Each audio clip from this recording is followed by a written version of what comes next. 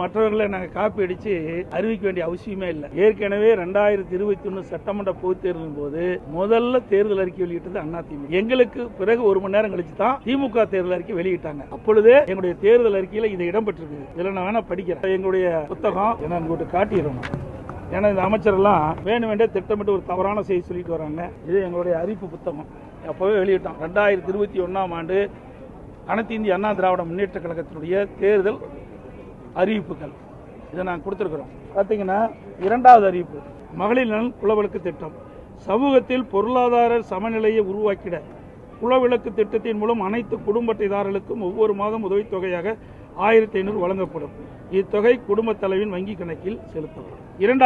3வது மகளிருக்கு பேருந்து பயணச் சலுகை. நகர பேருந்துகளில் பயணம் செய்யும் மகளிருக்கு பேருந்து கட்டணத்தில் 50% கட்டணம் வழங்கப்படும். அதான் நாங்கள் ஏற்கனவே அறிவிச்ச திட்டம் தான். ஒரு புதுசாக ஒன்று நாங்கள் இல்லை. அதே மாதிரி வீடு அம்மா இல்ல திட்டம் அது நாங்கள் ஏற்கனவே அறிவிச்சிருக்கிறோம். குடியிருப்புக்கு சொந்த வீடு இல்லாதவர்களுக்கு கிராமப்புறங்களில் அரசே இடம் வாங்கி காங்கிரீட் வீடு கட்டி தரப்படும். நகர்ப்பகுதியில் அரசே இடம் வாங்கி அடுக்குமாடி வீடுகள் கட்டி அம்மா இல்லம் திட்டம் மூலம் விலையில்லா வழங்கப்படும். இது அறிவிப்பு ஒன்று.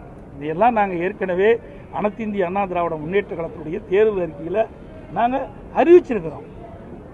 அந்த அறிவிப்பின்படி தான் இப்போ மீண்டும் 2026 சட்டமன்ற பொதுத் தேர்தலில் எங்களுடைய அறிவிப்பை வெளியிட்டு மக்களிடத்தில் மிகப்பெரிய வரவேற்பை பெற்றிருக்குது. அந்த வரவேற்பை பெற்ற காரணத்தினால தான் அந்த எரிச்சல் தான் ஒவ்வொரு நாளும் ஒவ்வொரு அமைச்சர் ஒவ்வொரு விதமாக பதில் சொல்லிட்டு இருக்காங்க.